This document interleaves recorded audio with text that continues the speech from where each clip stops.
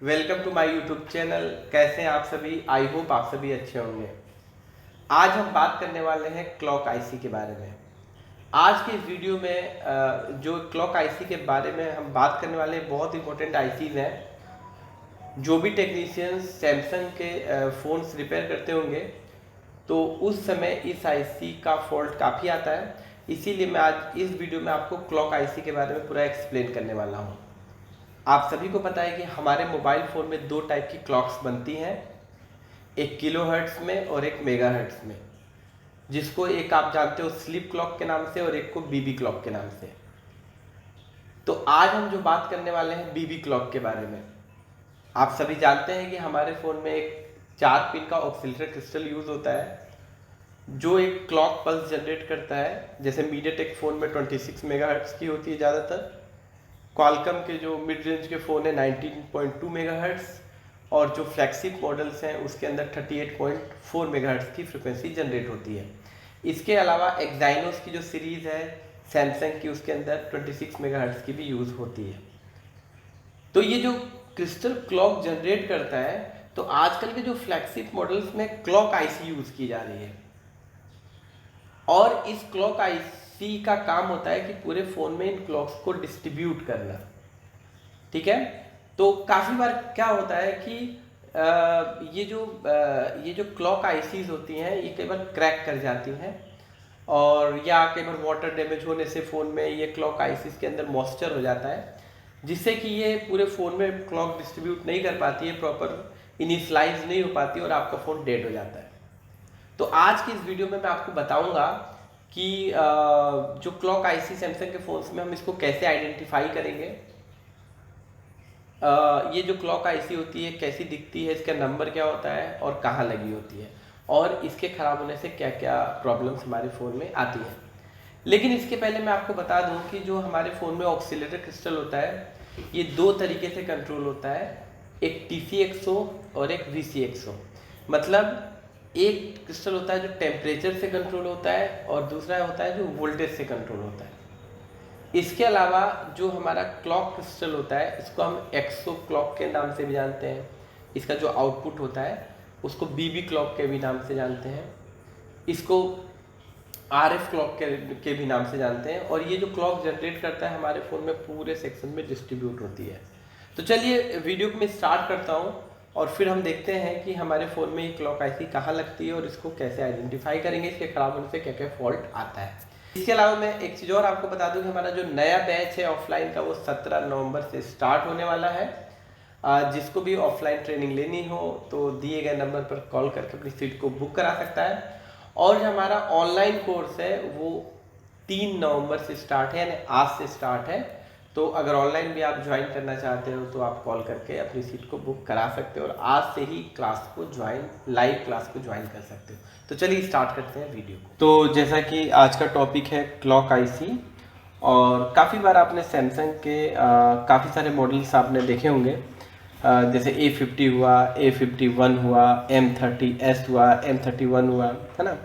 तो ऐसे मॉडल्स में आपने देखा होगा कि एक लंबी आईसी, इस टाइप की आईसी आपको देखने को काफ़ी टाइम मिलेगी, जो हमारा जो नेटवर्क सेक्शन होता है उसके आसपास कहीं ना कहीं लगी होती है, ऐसे लेंथ में होती है आईसी। मैं आपको एक और बोर्ड में दिखाने की कोशिश करता हूँ। जैसे आप देख सकते हैं यहाँ पे, देखिए यहाँ पे एक की आईसी आपको देखने को मिल सकती है। ये वाली आईसी आप देखें, इसके ऊपर लिखा है 98R4K4LN, ये वाली आईसी आप देखने को मिल सकता है। और आज के बाद आप काफ़ी सारे फ़ोनों में देखेंगे ये आईसी आपको देखने को मिलेगी। इसी को हम क्लॉक आईसी के नाम से जानते हैं, कोई कोई इसको LN आईसी भी बोलते हैं, क्योंकि इसका जो सीरियल नंबर लिखा है ऊपर उसके 98R4LN आखिरी में लिखा है, इसीलिए काफ़ी सारे लोग इसको LN आईसी के नाम से भी जानते हैं। तो काफ़ी बार हम लोग जब डबल डेकर रिवॉल्व करते हैं या सैमसंग के सेट में काम करते हैं तो काफ़ी बार सैमसंग के हैंडसेट डेड हो जाते हैं और वो रीज़न नहीं पता चलता है कि डेड क्यों हुआ। जैसे कई बार हम ना सील्ड को निकालते हैं, जो स्टील जो होता है, जैसे ये स्टील आप निकाल रहे हो, मान लो ये देखो, ये स्टील आप मान लो हीट मार के ऐसे करके या कटर से काट के निकाल रहे हो, ठीक है, ये वाली सील्ड है ना, या कई बार क्या होता है कि हम ना मोबाइल फ़ोन में काम करते रहते हैं, मदरबोर्ड में उसको पीसीबी होल्डर में प्रेस करते हैं, या डबल डेकर पे काम करते हुए अगर गलती से इस शील्ड को निकालते समय थोड़ा सा ये आईसी यहाँ पे क्रैक हो गई, होता है, कई बार मिस्टेक्स होती हैं, या ये ट्विज़र से लगने से ये आईसी थोड़ी क्रैक कर गई, या हीट लगने से ये आईसी अंदर से इसकी बॉल शॉर्ट हो गई, तो इस सिचुएशंस में हमारा फ़ोन हो जाता है डेड। और ऐसा काफ़ी बार देखने को मिलता है। ऐसा नहीं है कि यही रीज़न है कि मैंने इस टॉपिक पे एक वीडियो आज शूट करने की सोचा कि बहुत सारे लोग ऐसे होते होंगे जिनको समझ में नहीं आता होगा कि मेरा फ़ोन डेड कैसे हुआ। काफ़ी बार हम लोग सीपीयू रिवॉल्व करते हैं डबल डेकर और ये आईसी गलती से क्रैक कर जाती है, और क्रैक करने से क्या होता है कि हम सीपीयू को जब लगाते हैं तो पोर्ट नहीं बनता है, तो रैम लगाने का सवाल ही पैदा नहीं होता है, और हम ढूंढते रहते हैं कि यार मैंने ऐसा कुछ किया तो है नहीं, फिर मेरा सेट ऑन क्यों नहीं हो रहा है। तो यही रीज़न होता है। तो ये क्लॉक आईसी आखिर होती क्या है, काम क्या करती है, तो इसके बारे में हम इसको आज ना डिटेल से समझने वाले हैं कि क्लॉक आईसी क्या होती है और इसके क्रैक होने से या ख़राब होने से आखिर हमारा फ़ोन डेड क्यों हो जाता है। तो अब मैं आपको एक्सप्लेन करता हूँ कि क्लॉक आईसी कैसे हम मदरबोर्ड में सर्च करेंगे, और अगर कोई फ़ोन डेड होता है किसी कंडीशंस में तो कैसे पता करेंगे कि क्लॉक आईसी ही ख़राब है, और सर्किट में कैसे इसको समझेंगे कैसे काम करती है। तो यहाँ पे आप देख सकते हैं मैंने एक A50 का स्कीमेटिक ओपन किया हुआ है, आप देख सकते हैं, और इसी के अंदर हम क्लॉक आईसी को ढूंढने की कोशिश करेंगे। तो जैसा कि मैंने बताया था आपको, जैसे ये A50 का ये बोर्ड है, और ये जो क्लॉक आईसी मैंने बताया था आपको नेटवर्क सेक्शन, जैसे ये RFIC लगी है, इसी के पास देखिए लंबी सी एक आईसी लगी है, क्लॉक आईसी है ना। आप इजीली इसको पहचान सकते हो, इसको देख के भी आप पहचान सकते हो। इसके अलावा एक और है M315, इसके अंदर भी देखिए क्लॉक आईसी हमारी ये है, ये लंबी सी, इसका नंबर देखिए 02P4LN, आखिरी में LN होता है, ठीक है, इसीलिए इसको LN आईसी बोलते हैं। अभी थोड़ी देर पहले बताया मैंने आपको। तो बेसिकली काम क्या करती है, तो यहाँ पे आप देख सकते हैं कि लेआउट में ये जो आईसी है ये RFIC के पास ही लगी है, ये लंबी वाली, जिसको मैं कॉपी करता हूँ ऐसे करके, और स्कीमेटिक में जाके मैं इसको एक बार पेस्ट कर लेता हूँ, जैसे कि आप देख रहे हैं। और जैसे पेस्ट करूँगा तो ये LN आईसी आपके सामने ये आ गई। तो आप देख सकते हैं ये जो आईसी है ये 1 2 3 4 5 6 7 8 बॉल की आईसी है ना। तो ये जो आईसी है 8 या 9 बॉल की शायद आईसी है। तो ये जो आईसी है बेसिकली आप देखोगे ये बॉल आईसी है, ठीक है, ये काम क्या करती है। तो जैसा कि मैंने अभी आपको थोड़ी देर पहले बताया था इंट्रो वीडियो में कि हमारे फ़ोन में एक क्लॉक क्रिस्टल होता है। क्लॉक क्रिस्टल यानी ऑक्सीलेटर क्रिस्टल के नाम से जिसको हम जानते हैं, जो स्टील मेटल बॉडी में आता है। ये ज़्यादातर मीडियाटेक के जो फ़ोन्स होते हैं उसके अंदर 26 मेगाहर्ट्ज़ का होता है, यूज़ किया जाता है, और क्वालकॉम में 19.2 मेगाहर्ट्ज़, और सैमसंग के एक्साइनोस में भी 26 मेगाहर्ट्ज़ का यूज़ होता है, और जो नए फ्लैगशिप मॉडल्स आ रहे हैं उसमें 38.4 मेगाहर्ट्ज़ का यूज़ होता है। तो जो क्लॉक जो जनरेट करता है, जो ऑक्सीलेटर जो होता है, ये हर फोन में यूज़ किया जाता है। तो सैमसंग के इन मॉडल्स में क्या होता है कि यहाँ पे आप देखो, यहाँ पे आप देखोगे ये एक क्लॉक क्रिस्टल है, देखिए यहाँ पे, ठीक है, आप देख सकते हो इसकी 4 पिनें हैं, 2 ग्राउंड है और एक इनपुट है और एक आउटपुट है। तो ये जो क्लॉक क्रिस्टल होता है, मैं आपको दिखा दूं कैसा दिखता है, पहले आप देखो, ये ऐसा दिखता है, आप देख सकते हो, ये क्लॉक क्रिस्टल ऐसा दिखता है, ये स्टील मेटल बॉडी में है क्लॉक क्रिस्टल, इसको ऑक्सीलेटर भी बोलते हैं।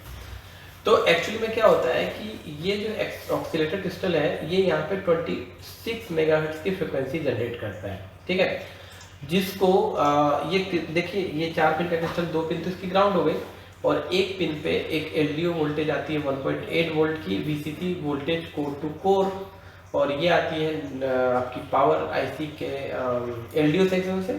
तो यहाँ पे 1.8 वोल्ट की सप्लाई इन होती है, तो ये ऑक्सीलेटर का इनपुट हो गया, और फिर इसमें ऑक्सीलेशन स्टार्ट होता है, जिससे कि आउटपुट से 26 मेगाहर्ट्ज की फ्रिक्वेंसी जनरेट हो जाती है, और ये फ्रिक्वेंसी जनरेट होके सबसे पहले हमारी यही LN यानी क्लॉक आईसी को मिलती है। तो यहाँ पे C1 जो बॉल है ये इसका इनपुट हो गया, ये जो C1 बॉल आप देख रहे हैं ये इसका इनपुट हो गया, और यहाँ पे M क्लॉक यानी मास्टर क्लॉक, मतलब इस LNIC का इनपुट हो गया, जिसको हम बोलते हैं मास्टर क्लॉक के नाम से जानते हैं।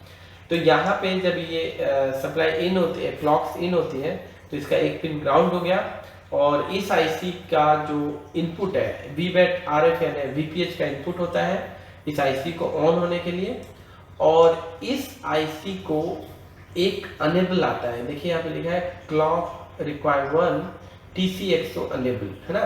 तो मैंने अभी आपको TCXO और VCXO के बारे में स्टार्टिंग में एक्सप्लेन किया। तो ये TCXO का अनेबल आता है पावर IC से, सॉरी CPU से।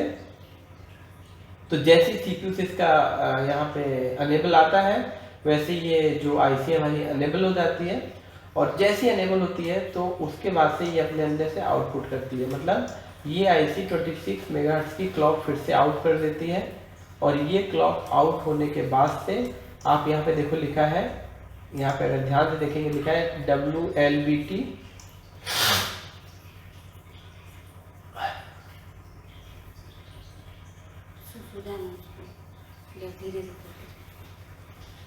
WLBT का मतलब होता है वाईफाई और ब्लूटूथ के लिए जो क्लॉक की जरूरत होती है वो यहीं से फुलफिल होगी।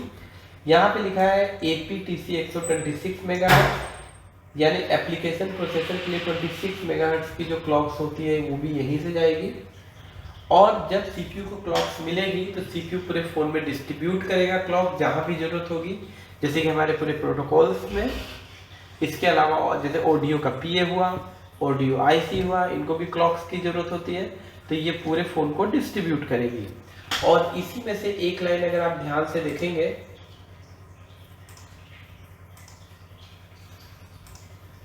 इसी में से एक लाइन अगर आप ध्यान से देखेंगे तो ये क्लॉक बन के PM के अंदर भी जाती है। आप देख सकते हो ये क्लॉक बन के PM के अंदर भी जाती है।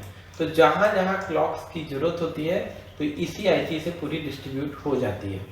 अब यहाँ पे इस IC का रोल ये हुआ कि किसी रीजन से अगर ये IC क्रैक्ड हो गई, टूट गई, या वाटर डैमेज फोन में ये IC खराब हो जाती है, तो उस कंडीशन में क्या होगा कि जो हमारा 1.8 आएगा क्रिस्टल में, और क्रिस्टल ऑक्सीलेशन के थ्रू 26 मेगाहर्ट्ज की फ्रीक्वेंसी जनरेट भी करेगा मास्टर क्लॉक इन पिन पे, लेकिन आउटपुट नहीं निकलेगा। और आउटपुट नहीं निकलेगा तो ना ब्लूटूथ वाईफाई को क्लॉक्स मिलेगी, ना CPU को मिलेगी, ना ऑडियो PA की मिलेगी, ना कैमरे सेक्शन में मिलेगी क्लॉक्स, और पूरे प्रोटोकॉल्स में भी क्लॉक्स लाइन नहीं मिलेगी, और आपका फ़ोन ऑन नहीं होगा।